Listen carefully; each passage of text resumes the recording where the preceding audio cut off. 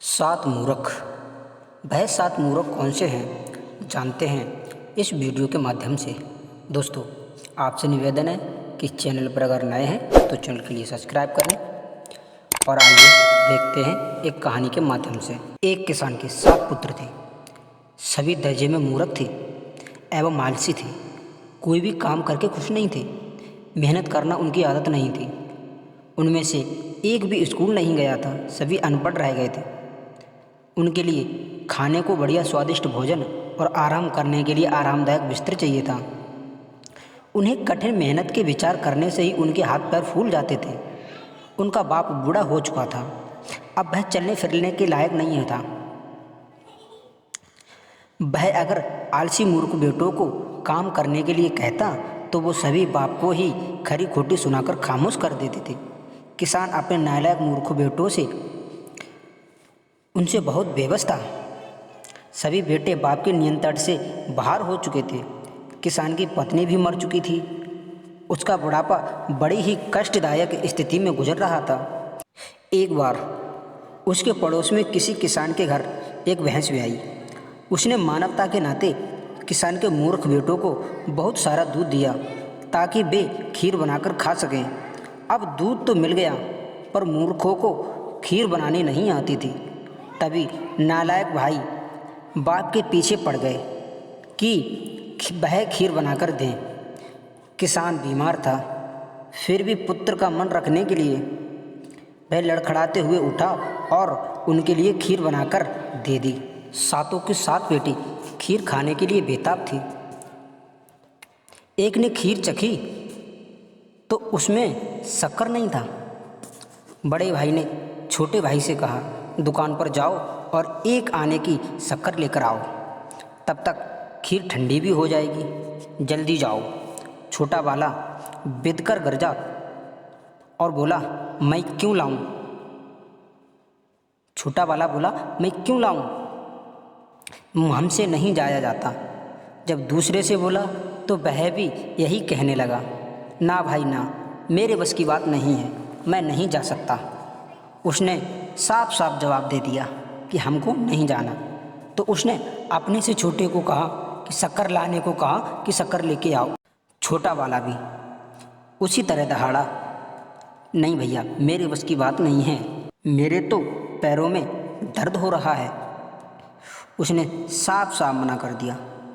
इस तरह सातों आलसी मूर्ख भाई एक दूसरे के शक्कर लाने को कहते रहे, मगर दुकान पर एक भी नहीं गया। तब उन्होंने फैसला किया कि सारे भाई खामोश होकर बैठ जाते हैं। जो पहले बोल पड़ेगा वही शक्कर लेके आएगा। इस तरह सारे भाई खामोश होकर बैठ गए। सामने भाप छोड़ती हुई गर्मा गर्म खीर का पतीला रखा था। काफ़ी देर तक सभी चुपचाप बैठे रहे। उन्हें इंतजार था कि कौन गलती से बोले तो उसे शक्कर लाने के लिए कहा जाए। अगर सातों के 7 भाई अपनी धुन के पक्के थे, एक भी नहीं बोला। खीर ठंडी हो गई थी। रात के 2 पहर गुजर चुके थे। सब एक दूसरे को देखते रहे किससे गलती हो और उसे दुकान पर भेजा जाए। काफ़ी समय गुजर गया। तभी घर का दरवाज़ा खुला तो उन्होंने देखकर आश्चर्य हुआ। तो उन्होंने क्या देखा कि दरवाज़ा खोलकर 2 आवारा कुत्ते अंदर घुस आए। धीरे धीरे सहमे सहमे वे खीर के पतीले के पास आ गए। किसी ने भी भगाया ही नहीं। कुत्ते ताज़ा खुशबूदार खीर देखकर अपने आप को रोक नहीं पाए। बुत बने सातों भाइयों को नज़र भर देखा, फिर डरते हुए मुंह खीर के पतीले में डाल दिया। इतना सब होने के बाद भी कोई कुछ नहीं बोला। सभी पत्थर की मूर्तियां बने रहे। कुत्तों के हौसले बढ़ गए। जल्दी जल्दी खीर खाने लगे। 2 कुत्ते तो खा ही रहे थे, 3-4 आवारा कुत्ते और आ गए। सब के सब खाए जा रहे थे। आज तो मूर्खों की वजह से कुत्तों के भाग खुल गए थे। भला आवारा कुत्तों को खालिश दूध की खीर कहाँ खाने के लिए मिलती है। सब भाइयों के सामने उन्हीं की खीर कुत्ते खा रहे थे, फिर भी वे खामोश हैं, कोई भी बोलने की हिम्मत नहीं कर रहा है। कहीं दुकान पर शक्कर लेने न भेज दिया जाए, इसके लिए देखते देखते सारा पतीला खाली हो गया। कुत्तों का पेट भर गया, अब वे खिसकने लगे। उनमें से एक शरारती कुत्ता भी खाते खाते उनके पास पहुंचा और मूर्खे मुंह को चाटने लगा। वह अनुमान लगाना चाहता था कि ये सातों भाई जिंदा हैं या फिर पत्थर बने हुए हैं। उसने जैसे ही उसका मुंह चाटना आरंभ किया तो वह बड़ी जोर से चीखा। ऐसा करते ही सभी कुत्ते भाग गए। उनमें से बड़ा मूर्ख भाई बोला, छोटा हार गया, अब दुकान से जाकर शक्कर लाओ। बड़े भाई का कहना छोटे ने नहीं माना। उसके सामने खीर का पतीला पड़ा था और सभी उसे शक्कर लाने के लिए बोल रहे थे। सातों भाइयों का विवाद सुनकर उनका बाप जाग गया।